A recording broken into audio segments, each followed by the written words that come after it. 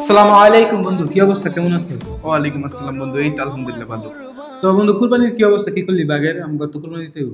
কোরবানি তো আমরা দুইজন আছিলামই, আরেকজন লোক হইলে সব সমাধান। আচ্ছা, তাহলে আয় দেখি খুঁজে কাউরে পাওয়া যায় কিনা। আচ্ছা আচ্ছা ঠিক আছে। সুদ কুটুক তো নিমু না, হ্যাঁ, ভালো মানুষ লাগবে। শালার এলাকার মানুষের কি ক্ষতি আমি করলাম? কুরবানিতে আমার বাগানে না, এবার কুরবানি না দিয়ে হারলে আমার জায়দ যাবে, আমার বংশেরও জায়দ যাইব। দিয়ে এবার তার একটা বলে কুরবানি দিতেছে, অগত যে বাগি হয়ে হারি, আমার কুরবানি হালাল হইলে আমি উমরা করে আমো এবার। সমাজের মাঝে একটা লোক খুঁজে পেতেছি না যে কুরবানি দিব আগে, বুঝছস বন্ধু?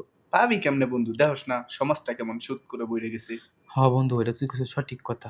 কারণ কুরবানির বিষয় সুদ খুট করে নেওয়া যাবে না, বুঝছস? ভালো লোক লাগবে, ইমানদার ব্যক্তি। রে বন্ধু, ঠিকই কইছস।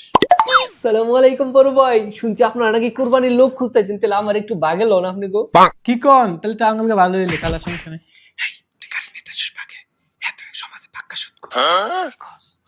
আসলে না ভাই, না ভাই, আঙ্গুর তো লোক ফুল হয়ে গেছে ভাই, নেওয়া যাবে। শালাই মারতে মারতে কান পাড় দিয়ে দিয়েছে। ভাই ভাই ভাই ভাই, আসলে তো মূলত তা না, আমি তো সুদ খাই না, আমি মনে করেন যে হালাল সুদ খাই।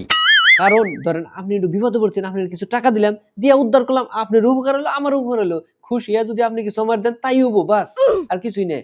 আপনি লই হাল দেন আমারে, একসাথে দিয়া দেই, ভালো হয়ে যাবো গা। এটা তো সুদ না, বুঝেন না কে? এটা হালাল সুদ, এটা বিজনেস। হাইট বেটা, আন্তা যদি বেটা কয় সুদ কর, বেটা কি সুদ খাইছে? বেটা হালাল সুদ খায়, পাগলা পাগলা করছ তুই। না ভাই, ঠিক আছে ভাই, কোনো সমস্যা নাই ভাই, আপনি আমগুলো লাগে কুরবানি দেই, সমস্যা নাই। খালাস, তুই যা ভালো মনে করস। হ্যাঁ বেটা, রাখ মঙ্গল লাগে।